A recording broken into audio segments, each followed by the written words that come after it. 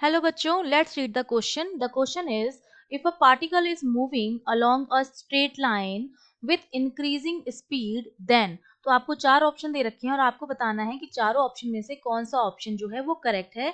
तो जब आप ऑप्शन रीड करेंगे तो आपको पता चल रहा है कि इन ऑप्शंस में हमसे बात की जा रही है एक्सेलरेशन की। तो हमें पता होना चाहिए कि जो एक्सेलरेशन है हमारा वो स्पीड पर किस तरह से डिपेंड करता है। हमें पता होना चाहिए कि स्पीड क्या होती है, हमें पता होना चाहिए एक्सेलरेशन क्या होता है, वेलोसिटी क्या होती है और वो एक दूसरे से किस तरह से रिलेट करते हैं। ये चीज़ें हमें पता होनी चाहिए की कॉन्सेप्ट में, तो हम इस क्वेश्चन को सॉल्व कर सकते हैं। तो देखिए स्पीड जो मेरी होती है वो एक स्केलर क्वांटिटी होती है, मतलब इसमें केवल और केवल क्या होता है, मैग्नीट्यूड होता है।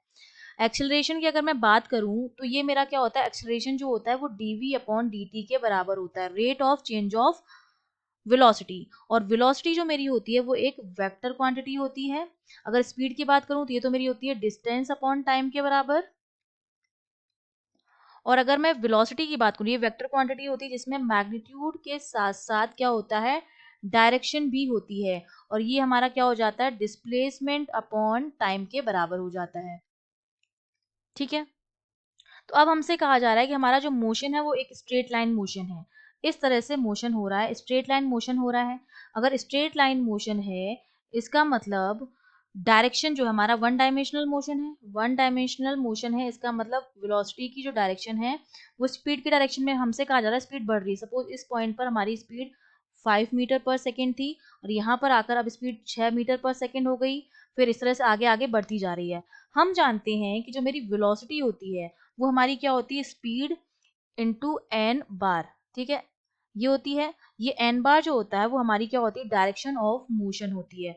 तो बेसिकली मैं कह सकती हूँ कि मैग्नीट्यूड जो होता है वेलोसिटी और स्पीड का वो सेम होता है। वेलोसिटी का जो मैग्नीट्यूड होता है वही हमारी क्या होती है, स्पीड होती है। सिर्फ फर्क कितना होता है, डायरेक्शन का फर्क होता है, क्योंकि वेलोसिटी हमारी क्या होती है, वेक्टर क्वांटिटी होती है।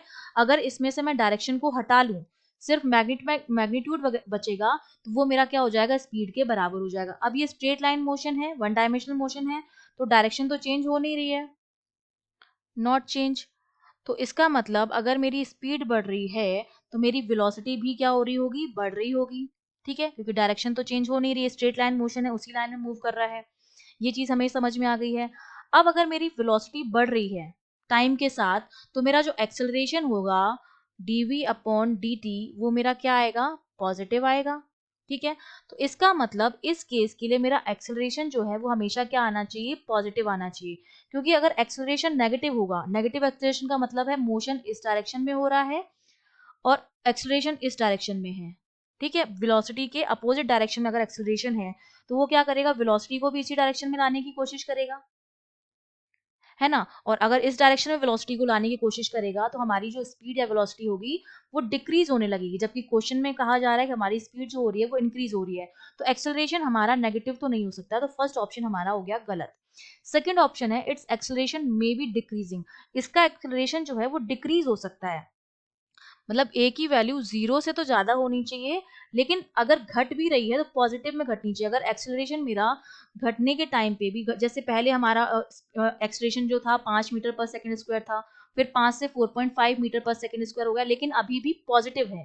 तो एक्सेलरेशन जब तक पॉजिटिव रहेगा हमारी जो स्पीड होगी वो इंक्रीज होगी, डिक्रीज हो सकता है। तो ये ऑप्शन हमारा हो गया करेक्ट।